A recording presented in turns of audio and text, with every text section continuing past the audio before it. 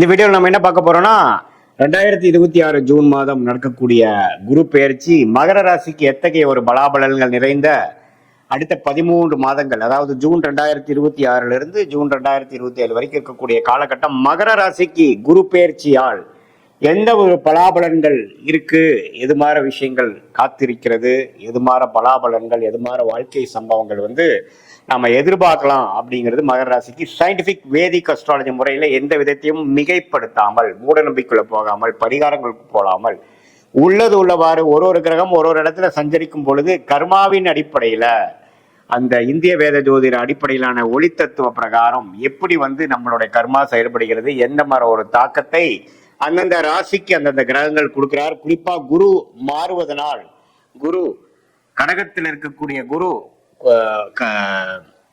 மிதுனத்தில் இருக்கக்கூடிய குரு கடகத்துக்கு மாறுவதனால் ஜூன் 2ஆம் தேதி என்ன மாதிரி ஒரு தாக்கத்தை கொடுக்கிறார். அந்த கடகத்திலேயே ஒரு வருடம் இருக்கும் பொழுது அந்த நவம்பர், டிசம்பர், ஜனவரி மிடில் பீரியட் 3 மாசம் பார்த்தீங்கன்னா அதிவக்ரமாக சிம்மத்துக்கு போனாலும் என்ன வித தாக்கத்தை மகர ராசி கொடுக்க போகுதுங்கிறது நம்ம பார்க்க போறோம். இப்ப பாருங்க, குரு மிதுனத்திலிருந்து கடகத்துக்கு மாறுவது ஒரு அருமையான விஷயம். ராசியை குரு பார்க்கிறார். இதுவரை ராசியை குரு பார்க்காமல் 12ஆம் இடத்தை பார்த்து, 2ஆம் இடத்தை பார்த்து, 10ஆம் இடத்தை பார்த்து பல விரயங்கள், சுப விரயங்கள் சில பேத்துக்கு, அசுப விரயங்கள் நிறைய பேத்துக்கு போய்கொண்டிருந்தது மகர ராசிக்காரர்களுக்கு. ஏன்னா 12ஆம் இடம் என்று சொல்லப்படுகிற தன்னோட வீடை தன் குரு பார்த்து கடன், நோய், வம்பு வழக்கல், விரயங்கள், கையில இருக்கிற காசு செலவு வேணா பயங்கரமா ஆகுதுங்கிறது நம்ம செலவு பண்ற டெண்டன்சியில அதிகமாக போய்கொண்டிருந்த மகர ராசிக்காரர்களுக்கு முதல் இம்ப்ரூவ்மெண்ட் என்ன நடக்குதுன்னா, முதல் செலவு கம்மியாகும்.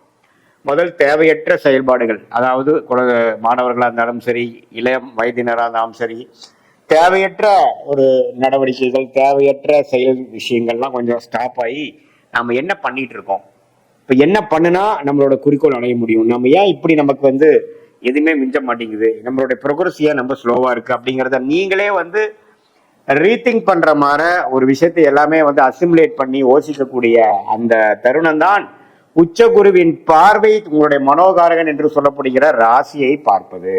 ஸோ இதுவரை நீங்க என்னென்ன தவறுகள் பண்ணிட்டு இருந்தீங்க, எது மாதிரி விஷயங்கள் நீங்க மிஸ் பண்ணிட்டீங்க, எது மாதிரி விஷயத்தை கழிச்சு எது மாதிரி விஷயத்தை நம்ம டெவலப் பண்ணோம்னா எப்படி நம்ம போகலாம் அப்படிங்கிற விஷயங்கள், அதாவது self development, job development, employment development, personal development, professional development எல்லாத்துலேயுமே கான்சென்ட்ரேட் பண்ணக்கூடிய ஒரு தருணமாக மகர ராசிக்காரர்களுக்கு இந்த உச்சகுருவின் பார்வை 7ஆம் இடத்துல உச்சம் பெற்று ராசியை பார்ப்பது கொடுக்குதுங்க. இது 12 வருஷத்துக்கு ஒரு தடவை வரக்கூடிய அமைப்பு. இது எல்லா டைமும் வராது.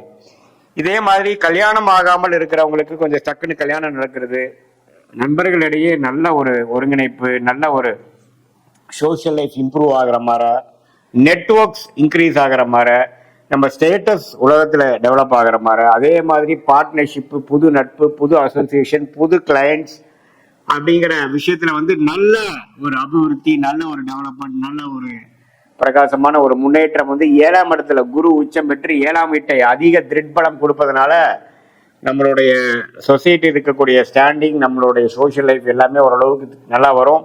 நமக்கு ரெகக்னிஷன் கிடைக்கும். நம்ம என்ன தொழில், என்ன வேலையில் இருக்கிறோமோ கொஞ்சம் name and fame and recognition கிடைக்கக்கூடிய ஒரு தருணமாக இருக்கிறது. உங்களுக்கு யோகமான தசைகள் போய் கொண்டிருந்தால் இன்னுமே நான் சொன்னது இன்னுமே நல்லாவே நீங்க ஃபீல் பண்ணுவீங்க. சனி 3ஆம் இடத்துல இருந்து 7 நாள் சனி முடிஞ்சு மகர ராசிக்கு 3ஆம் இடத்துல சனி இருக்கிறார். அதே சமயத்துல ராகு 2ஆம் இடத்திலும், கேது 8ஆம் இடத்திலும் இருக்கிறார். இத்தகைய ஒரு அமைப்பு பாருங்க. ராசியை குரு பார்க்கறதுனாலும் 2ஆம் இடத்தை ராகு இருக்கிறதுனால சம்டைம்ஸ் அப்ஸ் அண்ட் டவுன்ஸ் ஃபினான்ஸ்ல இருக்கும். பேச்சுல கொஞ்சம் பார்த்து பேசணும். கோவத்துல சட்டுன்னு ஏதோ ஒன்று பேசிட்டு அதுக்கப்புறம் அது நம்ம பிரச்சனையா போய் அதை டீல் பண்ற கஷ்டப்பட வேண்டிய அவசியங்கள் உண்டு. அதே சமயத்துல நம்மளுடைய வருமானம், குடும்ப விஷயத்துலையும் கொஞ்சம் கேர்ஃபுல்லா இருக்கணும். ஏன்னா 7ஆம் இடத்துல 2ஆம் இடத்துல இருக்கக்கூடிய ராகு, 8ஆம் இடத்துல இருக்கிற கேது எந்த ஒரு சுப பார்வை இல்லாமல் இப்படி இருக்கும் பொழுது என்னதான் நமக்கு மனசுல உற்சாகம் அடைஞ்சு நம்ம கொஞ்சம் ஒழுக்கமாகி பழைய விஷயங்களை கழித்து புதிய ஒரு விஷயத்துக்குள்ள நம்ம போனாலும் ஃபினான்ஸ் இம்ப்ரூவ் ஆகிறதுக்கு இந்த செப்டம்பர் மாதம் ஆகும். ஏன்னா செப்டம்பருக்கு அப்புறம் தான் ராகு பயிற்சி ஆகி ராகு 2ஆம் இடத்துல விலகிறார்.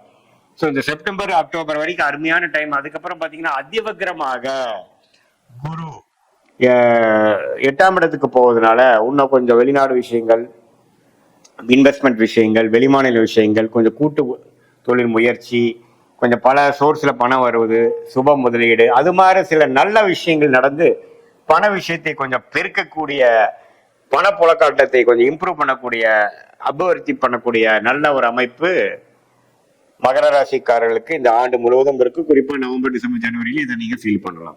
அடுத்த வருஷம் ஜூன் மாசம் வரைக்குமே குரு கடகத்திலேயே இருந்து ராசியை பார்ப்பதனால் மனம் உற்சாகமடையும்.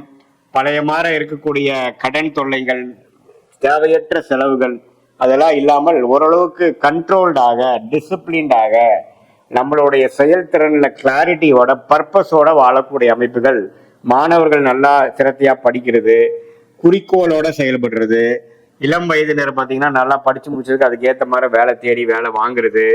அதே மாதிரி கல்யாணம் ஆகாமல் இருக்கக்கூடிய நடுத்தர வயதினருக்கு டக்குன்னு ஒரு கல்யாணம் அமையிறது, காதல் கை கூடுறது, தொழிலதிபர்களுக்கு டக்குன்னு நல்ல ஒரு பார்ட்னர்ஷிப் ஃபண்டிங் கிடைச்சி நல்ல ஒரு தொழில் அபிவிருத்தி பெறுவது.